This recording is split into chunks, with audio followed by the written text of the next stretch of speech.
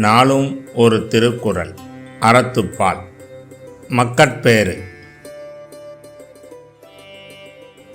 எழுபிறப்பும் தீயவை தீண்டா பழி பிறங்கா பண்புடைய மக்கட்பெறின். விளக்கம். பழி இல்லாத நல்ல பண்புடைய மக்களை பெற்றால் ஒருவனுக்கு 7 பிறவிலும் தீவினை பயனாகிய துன்பங்கள் சென்று சேரா.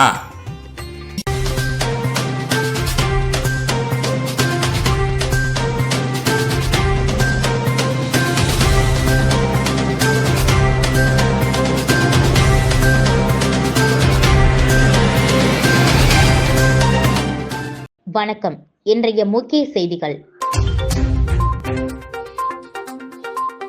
புதுச்சேரியில் மாநில அளவிலான த்ரோபால் போட்டி.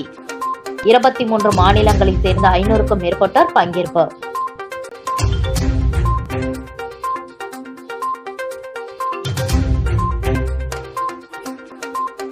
ஆன்லைன் வர்த்தகத்தில் முதலீடு செய்தல் அதிக லாபம். ஆசை வார்த்தை கூறி டாக்டரிடம் 48 லட்சம் சுருட்டல்.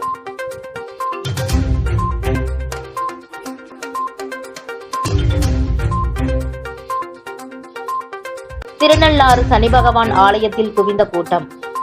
நீண்ட வரிசையில் நின்று சுவாமி தரிசனம் செய்தனர்.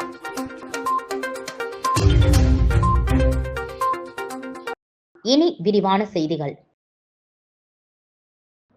ஆன்லைன் வர்த்தகத்தில் முதலீடு செய்து அதிக லாபம் சம்பாதிக்கலாம் என்று ஆசை வார்த்தை கூறி டாக்டரிடம் ₹48 லட்சம் பறித்த மர்ம நபர்களை போலீசார் தேடி வருகின்றனர். புதுச்சேரி பிள்ளையார்குப்பத்தை சேர்ந்தவர் பண்டாரு மகன். தனியார் ஆஸ்பத்திரியில் டாக்டராக பணியாற்றி வருகிறார். இவர் ஆன்லைன் மூலம் வர்த்தகம் செய்வது தொடர்பாக விவரங்களை கூகுள் மூலம் தேடியுள்ளார். இந்நிலையில் அவரை மர்ம நபர் வாட்ஸ்அப் மூலம் தொடர்பு கொண்டார். அப்போது அவர் ஆன்லைன் வர்த்தகத்தில் முதலீடு செய்து அதிக லாபம் சம்பாதிக்கலாம் என்று ஆசை வார்த்தை கூறினர். இதை உண்மை என்று நம்பிய அவர் ₹32,92,200 முதலீடு செய்தார். இதன் மூலம் கிடைத்த லாபம் மற்றும் முதலீடு செய்த பணத்தை தனது வங்கி கணக்கிற்கு மாற்ற முயன்றார். ஆனால் அது முடியவில்லை. அதன் பின்னரே தான் ஏமாற்றப்பட்டதை உணர்ந்தார். மேலும் அவரை மீண்டும் தொடர்பு கொண்ட மர்ம நபர் டெல்லி போலீஸ் அதிகாரி பேசுவதாக கூறியுள்ளார். சிறுமிகள் தொடர்பான ஆபாச வீடியோக்களை பார்த்ததாகவும் இது தொடர்பாக சைபர் கிரைம் போலீசார் வழக்கு பதிவு செய்து நடவடிக்கை எடுக்காமல் இருக்க பணம் தருமாறு மிரட்டியுள்ளார்.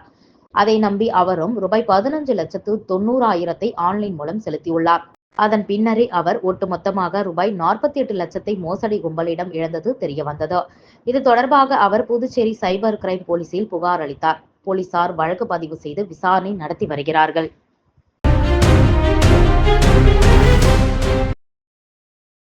ரயில் மூலமாக அன்னை புதுச்சேரிக்கு வந்த தினத்தை அவரது பக்தர்கள் அன்னை வருகை தினமாக இன்று ரயில் நிலையத்தில் அனுசரித்தனர்.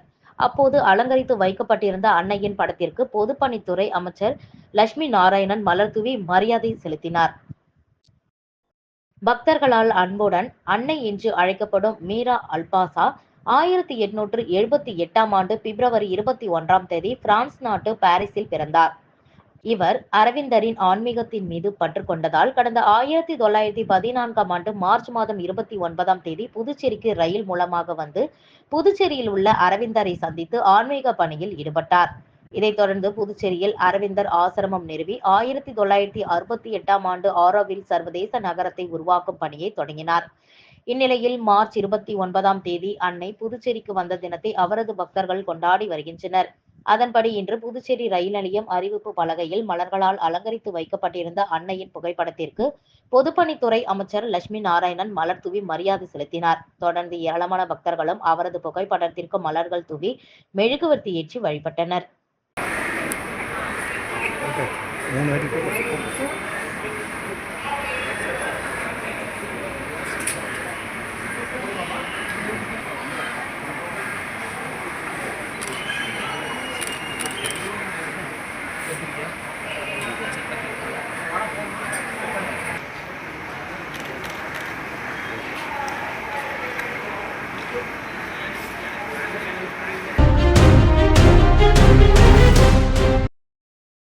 திருநள்ளாறு சனீஸ்வரன் பகவான் கோவிலில் சனிக்கிழமை ஒட்டி குவிந்த கூட்டம். காரைக்கால் மாவட்டம் திருநள்ளாற்றில் புகழ்பெற்ற ஸ்ரீ தர்ப ஆரண்யேஸ்வரர் தேவஸ்தானம் அமைந்துள்ளது. இங்கே சனீஸ்வர பகவான் தனி சன்னதி கொண்டு அபயஹஸ்த முத்திரையுடன் அருள் பார்க்கிறார். இவ்வாலயத்தில் சனிக்கிழமை தோறும் தமிழகம் மட்டுமல்லது பல்வேறு மாநிலங்களிலிருந்து ஏராளமான பக்தர்கள் திருநள்ளாறுக்கு வந்திருந்து நலன்குளத்தில் நீராடி சனீஸ்வர பகவானை வழிபட்டு செல்கின்றனர்.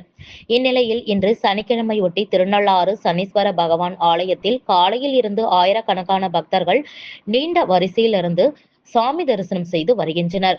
தொடர்ந்து 3 நாட்கள் விடுமுறை என்பதாலும் இன்று திருக்கணித பஞ்சாகப்படி சனிப்பெயர்ச்சி என்றதாலும் ஏராளமான பக்தர்கள் நீண்ட வரிசையில் காத்திருந்து சனீஸ்வர பகவானை தரிசனம் செய்து வருகின்றனர். திருநள்ளாறு கோவில் வழக்கப்படி வாக்கிய பஞ்சாங்கமே பயன்படுத்துவதால் இன்று சனிப்பெயர்ச்சிக்கான ஏற்பாடுகள் எதுவும் செய்யப்படவில்லை. ஏற்கனவே கோவில் நிர்வாகம் தரப்பில் சனிப்பெயர்ச்சியானது 2026ஆம் ஆண்டு நடைபெற உள்ளதாகவும் இதன் தேதி நேரம் பின்னர் அதிகாரப்பூர்வமாக அறிவிக்கப்படும் எனவும் தெரிவிக்கப்பட்டு இருந்தது குறிப்பிடத்தக்கது.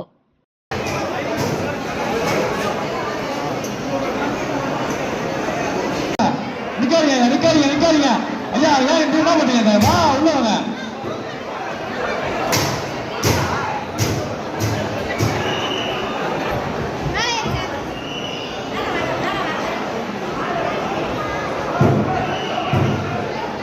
நேரம் பண்ணுங்க.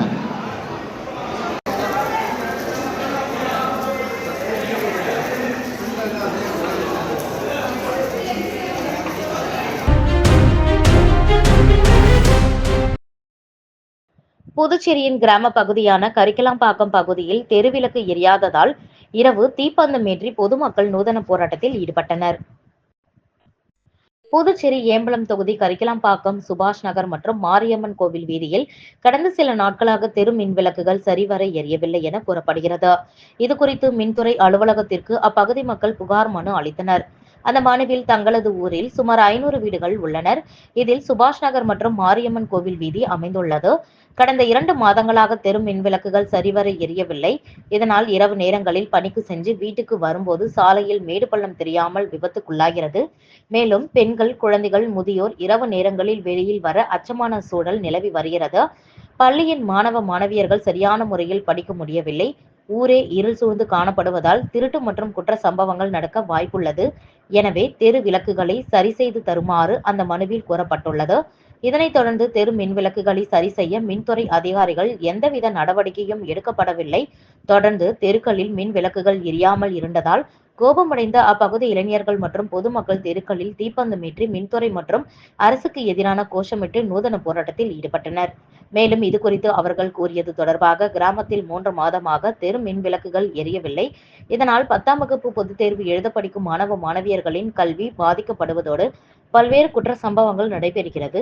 இது சம்பந்தமாக கரிக்கலாம்பாக்கம் மின்துறை ஜேஇயிடம் கூறியதற்கு, உங்கள் பகுதி சுனாமி குடியிருப்பு, அங்கு அனைவருக்கும் இலவச மின்சாரம், எனவே நாங்கள் அங்கு வந்து மின்சாரம் கொடுப்பதால் எங்களுக்கு என்ன பயன் என கூறி தட்டி கழிக்கின்றனர் என்றனர். 10ஆம் வகுப்பு பொதுத் தேர்வு ஆரம்பமாக உள்ளது. ஆனால் இந்த மாதிரி சூழ்நிலையில் தலித்து மக்கள் வாழக்கூடிய இந்த பகுதியில் அசாதாரணமான சூழ்நிலையை அவங்க மின்சாரத்துறையில் ஏற்படுத்துகிறாங்க.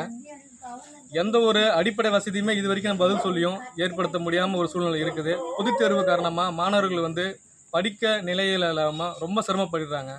இதையும் நான் அரசுக்கும் அதோடைய துறை சார்ந்தவங்களுக்கும் என்னுடைய கவனத்தை செலுத்துகிறேன்.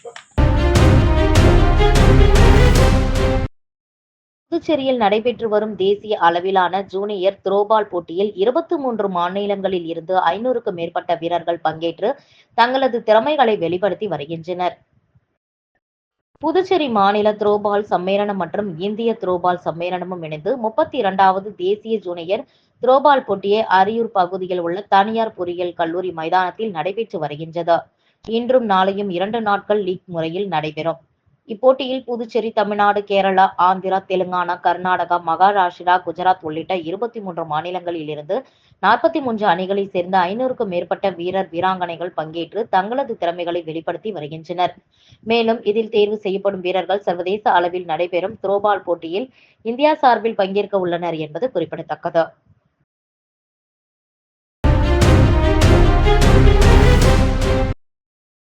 சேதராப்பட்டு பகுதியில் ரூபாய் 15 லட்சம் மதிப்பீட்டில் சாலை பணி அமைச்சர் சாய்ஜை சரவணகுமார் தொடங்கி வைத்தார்.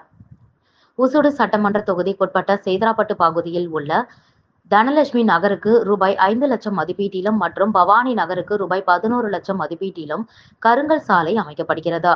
அதற்கான பூமி பூஜை நிகழ்ச்சி நடைபெற்றது. இதில் அமைச்சர் தலைமை சாய்ஜை சரவணகுமார் கலந்து கொண்டு விழாவிற்கு தலைமை தாங்கி பூஜை செய்து பணியினை தொடங்கி வைத்தார். இந்நிகழ்ச்சியில் இளநிலை பொறியாளர் பிரதீப் குமார், பாரதிய ஜனதா உசுடு தொகுதி ஒருங்கிணைப்பாளர் சாய் தியாகராஜன், தொகுதி தலைவர் முத்தாலு முரளி, கட்சி நிர்வாகிகள் மல்லிகா, உலகநாதன் மற்றும் கூட்டணி கட்சி நிர்வாகிகள் புருஷோத்தமன், தங்கம், ஏழுமலை, தேவராசு, வெங்கடேசன், பாஸ்கர், சீனோ, தேவா, மதன், அருள், உசுடு சாலை மற்றும் குடிநீர் பொறுப்பாளர் கருணாகரன் உட்பட பொதுமக்கள் ஏராளமானோர் கலந்து கொண்டனர்.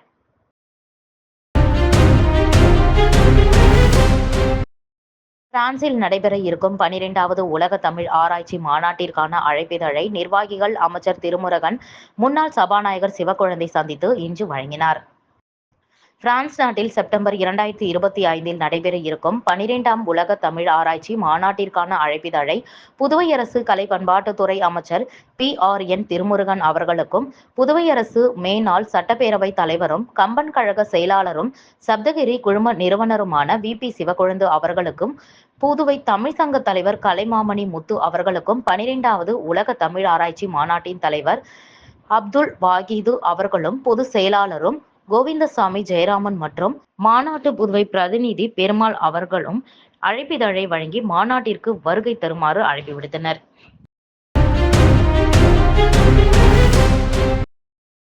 ராஜ்பவன் தொகுதிக்குட்பட்ட அகத்தியர் இல்லம் பகுதியில் சட்டமன்ற உறுப்பினர் VP ராமலிங்கம் தனது சொந்த செலவில் மின்விளக்கை அமைத்துக் கொடுத்து பொதுமக்கள் பயன்பாட்டிற்கு அர்ப்பணித்தார். புதுச்சேரி ராஜ்பவன் தொகுதிக்குட்பட்ட அகத்தியர் இல்லம் பகுதியில் சுமார் 50க்கும் மேற்பட்ட வீடுகள் உள்ளது.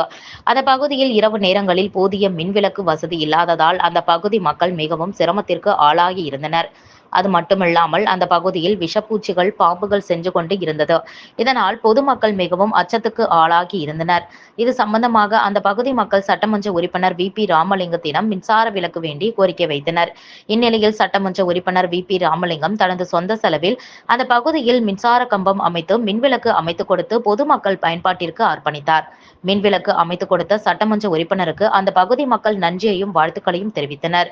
இந்த நிகழ்ச்சிக்கு ராஜ்பவன் தொகுதியின் பாஜக ஒருங்கிணைப்பாளர் நாகராஜன் முன்னிலை வைத்தார் மற்றும் ராஜ்பவன் தொகுதியின் பாஜக நிர்வாகிகளான மஞ்சினி பிரகாஷ், செல்வம், வீரம்மா, வச்சலா, ராகுல், லலிதா, பத்மினி, ஏழுமலை உள்ளிட்ட எண்ணற்ற நிர்வாகிகள் பலர் கலந்து கொண்டனர்.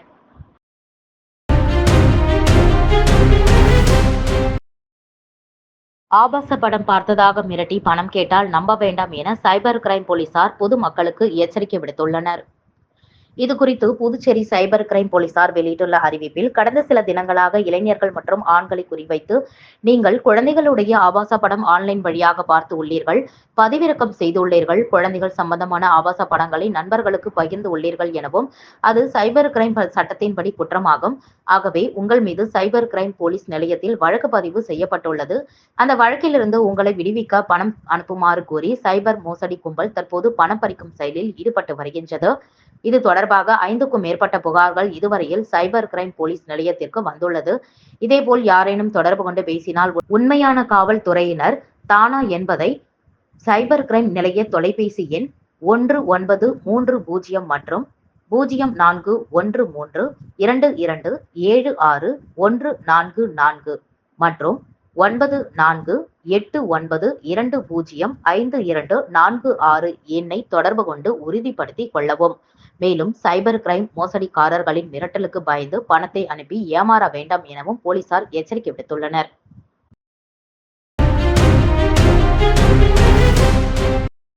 புதுச்சேரி பல்கலைக்கழக தொலைதூர படிப்புகளுக்கு வரும் 31ஆம் தேதி வரை விண்ணப்பிக்கலாம் என பல்கலைக்கழகம் தெரிவித்துள்ளது. இதுகுறித்து பல்கலைக்கழக தொலைதூர கல்வி இயக்குனர் அரவிந்த் குப்தா வெளியிட்டுள்ள செய்திக்குறிப்பில், புதுச்சேரி பல்கலைக்கழகத்தின் தொலைதூர கல்வி இயக்குநரகத்தால் மொத்தம் 20 பட்டப்படிப்புகள் வழங்கப்படுகிறது. இதில் 8 MBA மேலாண்மை பட்டப்படிப்புகள் உள்ளன. அவற்றில் சந்தைப்படுத்துதல், நிதி, மனிதவள மேலாண்மை, சர்வதேச வணிகம், பொது, சுற்றுலா செயல்பாடுகள் மற்றும் விநியோக சங்கிலி மேலாண்மை மற்றும் மருத்துவமனை மேலாண்மை அடங்கும். மேலும் MA ஆங்கிலம், இந்தி, சமூகவியல் மற்றும் MCOM என 4 முதுநிலை படிப்புகள் உள்ளன. இது தவிர BBA, BCom, BA உள்ளிட்ட 8 இளநிலை படிப்புகளும் உள்ளது. இவற்றில் ஆங்கிலம், பொருளாதாரம், வரலாறு, அரசியல், அறிவியல், சமூகவியல் மற்றும் பத்திரிகை வெகுஜன தொடர்பு ஆகியவை அடங்கும். இந்த பட்ட படிப்புகள் டில்லி EITUC தொலைதூர கல்வி பணியகம் ஆகியவற்றால் அங்கீகரிக்கப்பட்டுள்ளது. 2025ஆம் ஆண்டுக்கான மாணவர் சேர்க்கை தற்போது நடந்து வருகிறது. இவற்றில் சேர விரும்பும் மாணவர்கள் வரும் 31ஆம் தேதிக்குள் இணையதளத்தில் விண்ணப்பிக்கலாம். ஏதேனும் விளக்கங்களுக்கு உதவி மையத்தை 041326544439 என்ற எண்ணிலும் அல்லது இமெயில் மூலமாகவும் தொடர்பு கொள்ளலாம் என அதில் தெரிவிக்கப்பட்டுள்ளது.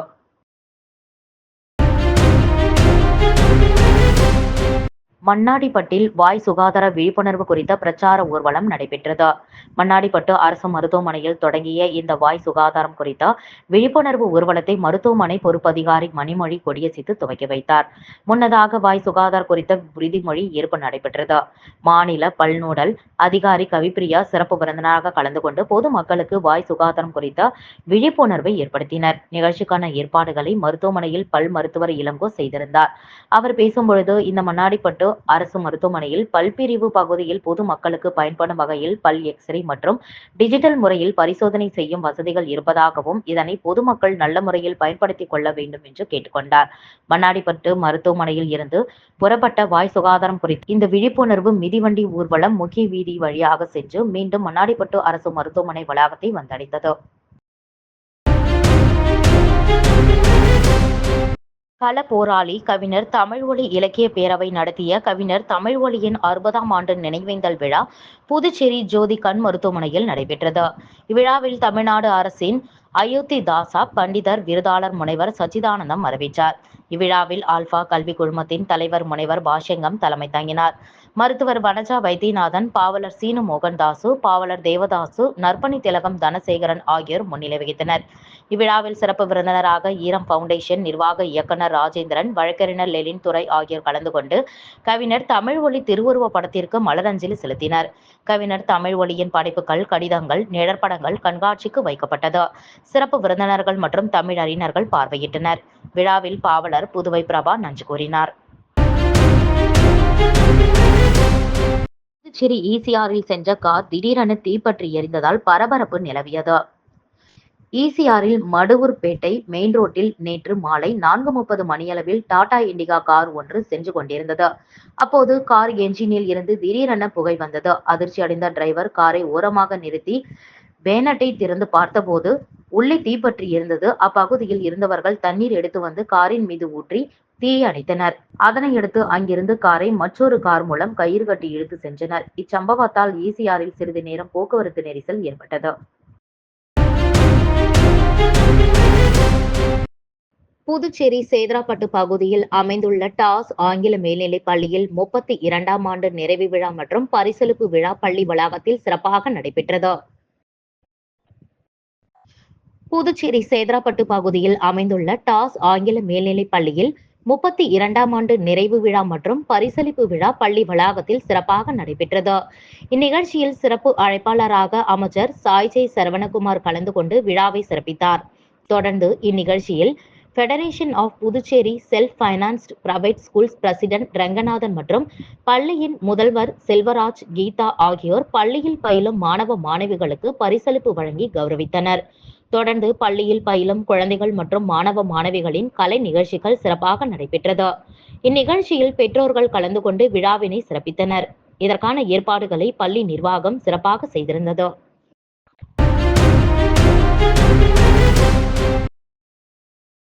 திருச்சிற்றம்பலம் வேதபுரீஸ்வரர் நகரில் அமைந்துள்ள குகானந்தர் சித்தர் பீடத்தில் ஸ்ரீ லலிதாம்பிகை வராகி அம்மன் ஆலயத்தில் பங்குனி மாதம் அமாவாசை முன்னிட்டு சிறப்பு பூஜைகள் நடைபெற்றது. புதுச்சேரி அடுத்துள்ள திருச்சிற்றம்பலம் வேதபுரீஸ்வரர் நகரில் அமைந்துள்ள குகானந்தர் சித்தர் பீடத்தில் எழுந்தருளியுள்ள ஸ்ரீ லலிதாம்பிகை வராகி அம்மன் ஆலயத்தில் பங்குனி மாதம் அமாவாசை திதியை முன்னிட்டு சிறப்பு யாக பூஜை நடைபெற்றது. இதில் கோபூஜை, மகா சங்கல்பம், கலச ஆகனம், திதி நித்திய பூஜை உள்ளிட்ட பூஜைகள் செய்து மகா பூர்ணகுதி நடைபெற்றது. இதனைத் தொடர்ந்து பக்தர்கள் தீச்சட்டி ஏந்தி அம்மனை வழிபட்டனர். அம்பாளுக்கு சிறப்பு அபிஷேகங்களும் தீபாராதனைகளும் காண்பிக்கப்பட்டது. இதில் திரளான பக்தர்கள் சுவாமி தரிசனம் செய்து அம்மனை வழிபட்டனர். இதில் கலந்து கொண்ட பக்தர்கள் அனைவருக்கும் அன்னதானம் வழங்கப்பட்டது. விழாவிற்கான ஏற்பாடுகளை ஆலய அறக்கட்டளை நிர்வாகிகள் ஸ்ரீ வித்யா உபாசகர் ஸ்ரீ ஸ்ரீ சக்தி சுவாமி தலைமையில் நடைபெற்றது.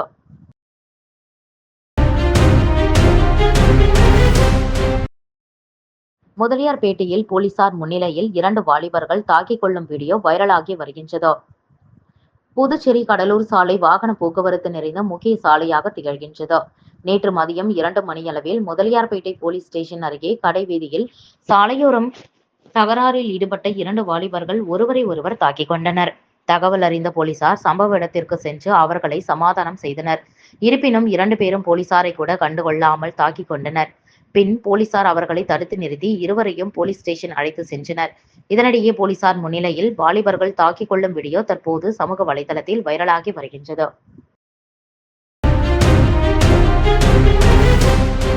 ஸ்ரீ லிட்டில் கணேசா கிட்ஸ் பள்ளியின் 8ஆம் ஆண்டு விழாவில் கலந்து கொண்ட மழலையர்களுக்கு சட்டமன்ற உறுப்பினர் VP ராமலிங்கம் பட்டங்களை வழங்கி வாழ்த்துக்களை தெரிவித்தார்.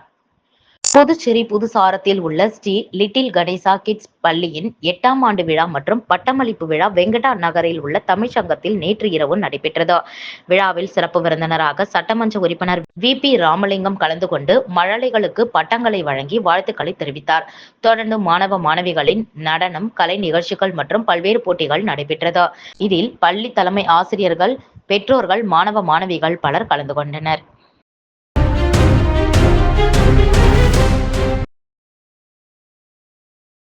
புதுச்சேரி அடுத்த கொண்டலாங்குப்பம் கிராமத்தில் எழுந்தருளியுள்ள கொங்கணேஸ்வரர் ஆலயத்தில் பங்குனி மாதம் அமாவாசையை முன்னிட்டு சிறப்பு யாக பூஜைகள் நடைபெற்றது. புதுச்சேரி காட்டேரிக்குப்பம் அடுத்த தமிழக பகுதியான கொண்டலாங்குப்பம் கிராமத்தில் எழுந்தருளியுள்ள கொங்கணேஸ்வரி உடனேஸ்வரர் கொங்கணேஸ்வரர் ஆலயத்தில் பங்குனி மாதம் அமாவாசையை முன்னிட்டு விபூதி சித்தர் தலைமையில் உலக அமைதி மற்றும் மக்கள் நன்மையை வேண்டி ஆண்டுக்கு ஒருமுறை அமாவாசை திதி அன்று நடைபெறும். இந்த மகா யாகம் அனைத்து தெய்வங்களுக்குமான மகா சக்தி பூஜை செய்து அபிர்வாகம் கொடுக்கப்பட்டு சிறப்பு வழிபாடு நடைபெற்றது. முன்னதாக இவ்வாலயத்தில் சுவாமிக்கு பால், தயிர், பஞ்சாமிர்தம், இளநீர், சந்தனம், பன்னீர் உள்ளிட்ட திரவியங்களாலான சிறப்பு அபிஷேகங்கள் மற்றும் சிறப்பு கலச பூஜை, யோக பூஜை உள்ளிட்ட பூஜைகள் உலக நன்மைக்காக சிறப்பாக நடைபெற்றது. மேலும் பொது மக்களுக்கு எவ்வித பாதிப்புகளும் ஏற்படாமல் இருந்திடவும் சிறப்பு பூஜைகள் நடைபெற்றது. தொடர்ந்து வழிபாட்டில் கலந்து கொண்ட பக்தர்கள் அனைவருக்கும் மரக்கன்றுகள், விதைகள் மற்றும் அன்னதானம் வழங்கப்பட்டது. இதில் ஏராளமான பக்தர்கள் இந்நிகழ்ச்சியில் கலந்து கொண்டு தங்களது வேண்டுதல்களை முன்வைத்து பிரார்த்தனை செய்து வழிபட்டனர். மேலும் நிகழ்ச்சிக்கான ஏற்பாடுகளை ஆலய நிர்வாக குழுவினர் சிறப்பாக செய்திருந்தனர். மீண்டும் முக்கிய செய்திகள். புதுச்சேரியில் மாநில அளவிலான த்ரோபால் போட்டி. 23 மாநிலங்களைச் சேர்ந்த 500க்கும் மேற்பட்டோர் பங்கேற்பு.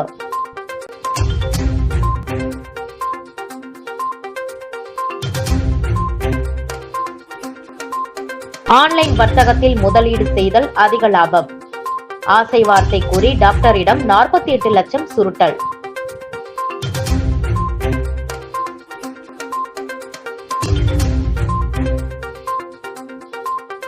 திருநள்ளாறு சனி பகவான் ஆலயத்தில் குவிந்த கூட்டம். நீண்ட வரிசையில் நின்று சுவாமி தரிசனம் செய்தனர்.